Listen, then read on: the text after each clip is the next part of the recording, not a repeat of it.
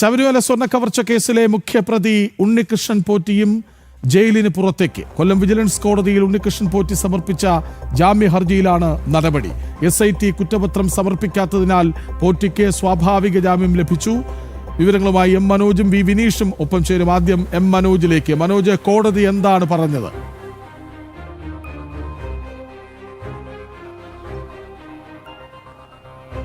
കൃഷ്ണരാജ്, നേരത്തെ തന്നെ ദ്വാരപാലക ശില്പപാളി കേസിൽ ഉണ്ണികൃഷ്ണൻ പോറ്റിക്ക് ജാമ്യം ലഭിച്ചിരുന്നു. അന്നുണ്ടായ കാരണം കുറ്റപത്രം SIT സമർപ്പിച്ചിട്ടില്ല. അതുകൊണ്ട് തന്നെ കോടതിക്ക് സ്വാഭാവികമായും 90 ദിവസം റിമാൻഡ് കാലാവധി കഴിഞ്ഞ പ്രതിക്ക് ജാമ്യം അനുവദിച്ചു കൊടുക്കേണ്ടി വരും. അതുതന്നെയാണ് വീണ്ടും കട്ടിളപ്പാളി കേസിൽ സംഭവിച്ചിട്ടുള്ളത്. കോടതിക്ക് മറ്റുള്ള പ്രതികളിൽ, അതായത് വിവേചനം കാണിക്കാനാകില്ല എന്നുള്ള കാര്യം തന്നെയാണ് കോടതി നേരത്തെയും സൂചിപ്പിച്ചിട്ടുള്ളത്.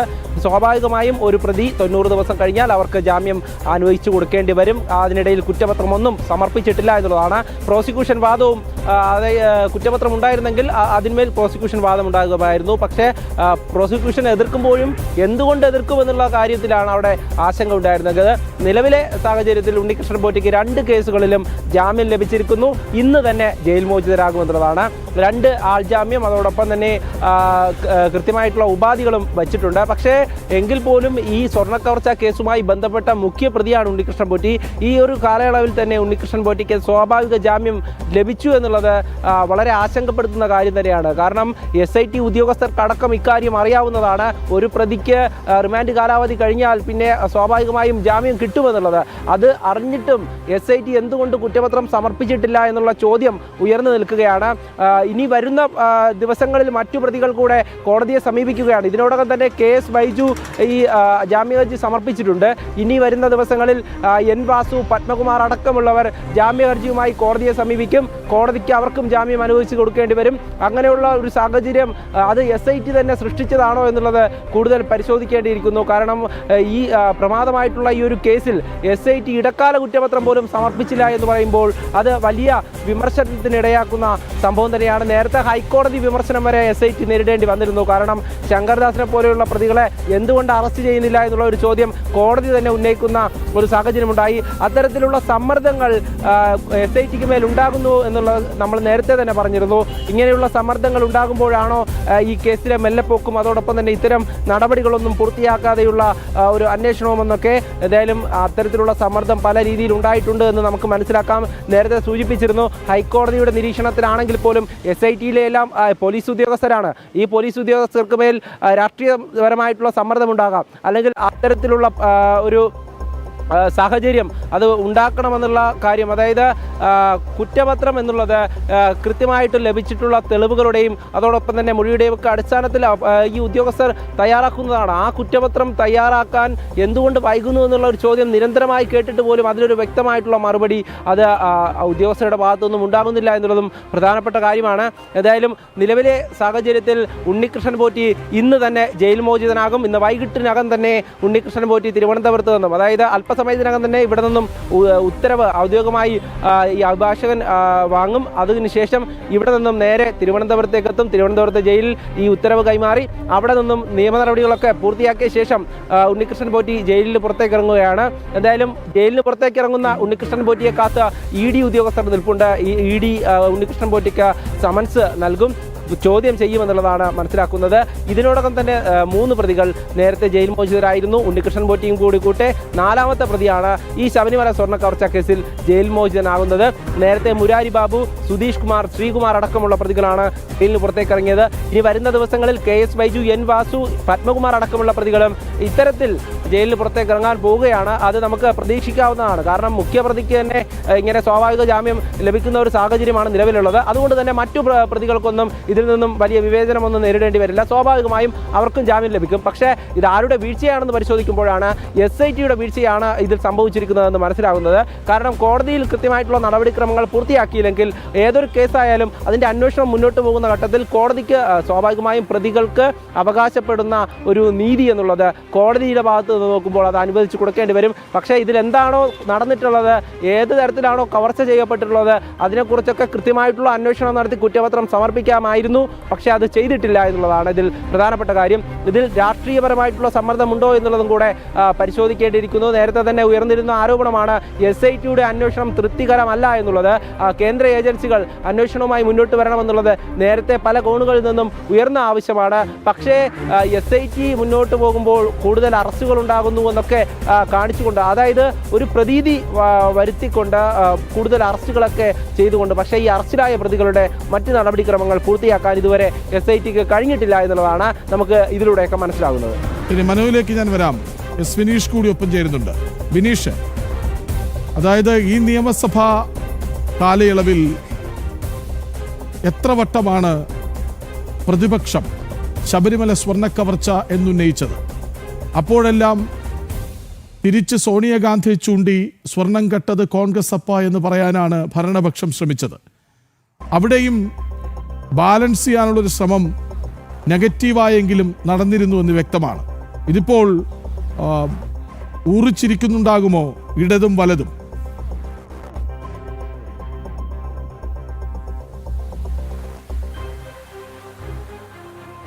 തീർച്ചയായിട്ടും കൃഷ്ണരാജ് പറഞ്ഞതുപോലെ തന്നെ അത്തരത്തിലുള്ള ഒരു നീക്കം തന്നെയാണ് നമുക്ക് ഈ നിയമസഭാ സമ്മേളന കാലയളവിൽ കാണാൻ സാധിച്ചത്. ബഡ്ജറ്റ് സമ്മേളനത്തിനോടനുബന്ധിച്ച് ബഡ്ജറ്റ് പാസ്സാക്കിയതിനു ശേഷം ബഡ്ജറ്റിന്മേലുള്ള ചർച്ചകൾ നടക്കുന്നു. ആ ചർച്ചകൾക്കിടയിൽ 2 തവണ ആദ്യത്തെ ദിവസങ്ങളിൽ, പിന്നെ തുടർച്ചയായി 2ാമത്തെ ദിവസവും ഈ നിയമസഭാ സമ്മേളനത്തിൽ അടിയന്തര പ്രമേയമായി ഈ വിഷയം കൊണ്ടുവന്നു. ഇന്നും ഈ വിഷയം വീണ്ടും പ്രതിപക്ഷം ഉയർത്തുകയാണ്. ആ ഉയർത്തുന്ന ഘട്ടത്തിൽ തന്നെയാണ് നമുക്ക് ഇതിനുള്ളിലെ ഒരു CPM കോൺഗ്രസ് കൂട്ടുകെട്ടിലെ രാഷ്ട്രീയം മനസ്സിലാക്കാൻ സാധിക്കുന്നത്. കാരണം ഈ വിഷയം ഉയർത്തുന്ന സമയത്ത് തന്നെ പ്രതിപക്ഷത്തിനോട് ഭരണപക്ഷത്തിന് നിലപാട് വ്യക്തമാക്കുന്നത് ഇത്തരത്തിലാണ്. നിലവിൽ ഇതിന്മേലുള്ള ഒരു ചർച്ചയില്ല.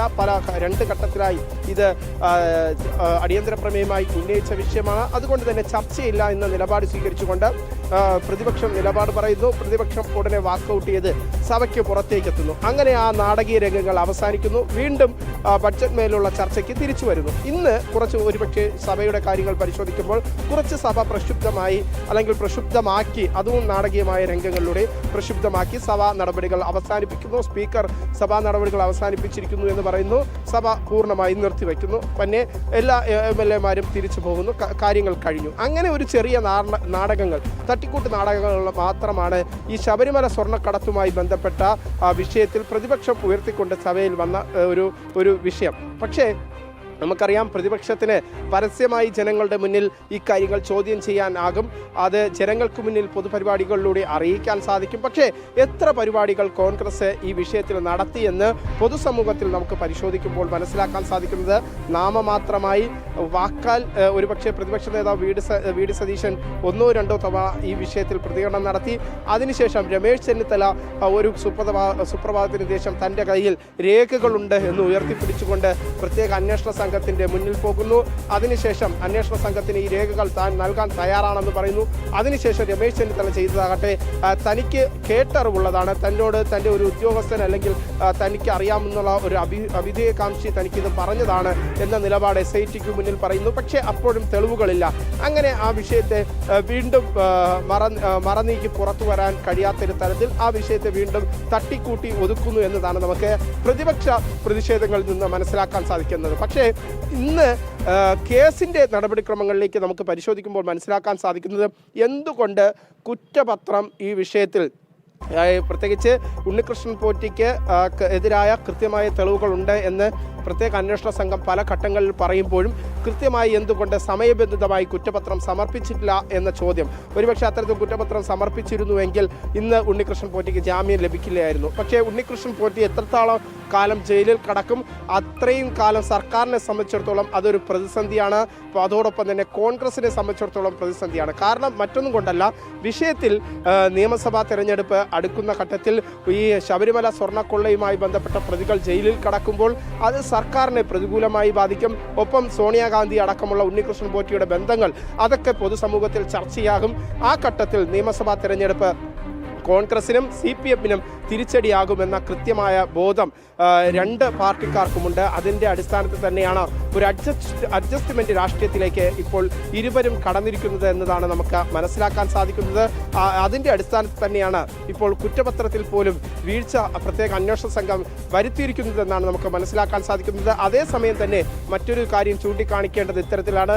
നേരത്തെ കോടതിയുടെ വിമർശനങ്ങൾ പോലും പ്രത്യേക അന്വേഷണ സംഘം SIT ടീമിന് പല ഘട്ടങ്ങളിലായി കോടതി പോലും വിമർശിക്കുന്ന സാഹചര്യമുണ്ടായിരുന്നു. പ്രത്യേകിച്ച് പത്മകുമാറിനെ അടക്കം മുൻ ദേവസ്വം പ്രസിഡന്റിനെ അറസ്റ്റ് ചെയ്യാത്ത നടപടിയിലേക്ക് എന്തുകൊണ്ട് കടന്നില്ല, അല്ലെങ്കിൽ എന്തുകൊണ്ട് അറസ്റ്റ് ചെയ്തില്ല എന്ന ചോദ്യം കോടതിക്ക് തന്നെ നേരിട്ട് ചോദിക്കേണ്ടി വന്നു. എന്തുകൊണ്ട് മറ്റുള്ളവരെ ചോദ്യം ചെയ്തില്ല എന്നതിനടക്കമുള്ള ചോദ്യങ്ങൾ പല ഘട്ടങ്ങളിലും ഹൈക്കോടതി തന്നെ വിമർശനങ്ങളുടെ ഭാഷയിൽ പ്രത്യേക അന്വേഷണ സംഘത്തിന് മുന്നിൽ ചോദിക്കുന്ന സാഹചര്യമൊക്കെ ഉണ്ടായി. അപ്പോൾ ആ കാര്യങ്ങൾ, ഇതിൻ്റെ പിന്നാമ്പുറങ്ങൾ പരിശോധിക്കുമ്പോഴാണ് അന്വേഷണ സംഘം നേരത്തെ ഈ കേസിനെ ദുർബലപ്പെടുത്താൻ വേണ്ടി ശ്രമിച്ചിരുന്നു എന്നത് മനസ്സിലാക്കാൻ സാധിക്കുന്നത്. ഈ ഘട്ടത്തിലൊക്കെ തന്നെ BJP കൃത്യമായി ആവശ്യപ്പെട്ടിരുന്നത് ഇത്തരത്തിലാണ്.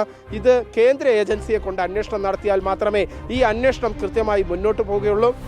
ശബരിമലയിലെ അന്താരാഷ്ട്ര വിഗ്രഹ ലോബികളെ സംബന്ധിച്ചുള്ള സ്വർണ്ണം കടത്തിയ അന്താരാഷ്ട്ര ലോബികളെ സംബന്ധിച്ചുള്ള കൃത്യമായ വിവരങ്ങൾ പുറത്തു വരികയുള്ളൂ.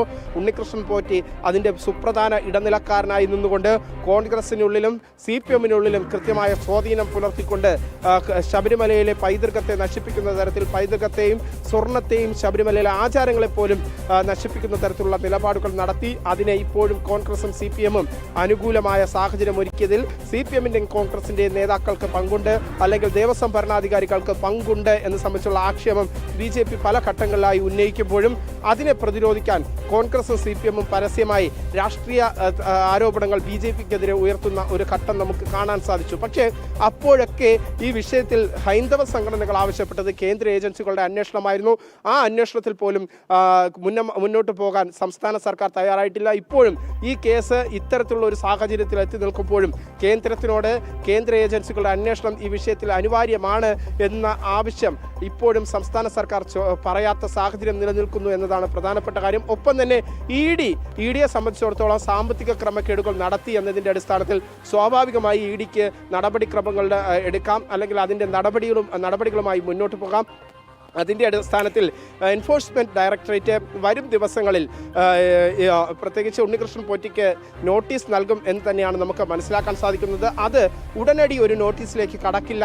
വരും ദിവസങ്ങളിലായിരിക്കും അത്തരത്തിൽ നോട്ടീസ് നൽകി നടപടിക്രമങ്ങൾ. ശബരിമല സ്വർണ്ണ കവർച്ച കേസിലെ മുഖ്യപ്രതി ഉണ്ണികൃഷ്ണൻ പോറ്റി ജയിലിന് പുറത്തേക്ക് വരുന്നു. കൊല്ലം വിജിലൻസ് കോടതിയിൽ ഉണ്ണികൃഷ്ണൻ പോറ്റി സമർപ്പിച്ച ജാമ്യ ഹർജിയിലാണ് നടപടി. SIT കുറ്റപത്രം സമർപ്പിക്കാത്ത കാരണത്താലാണ് പോറ്റിക്ക് സ്വാഭാവിക ജാമ്യം ലഭിക്കുന്നത്.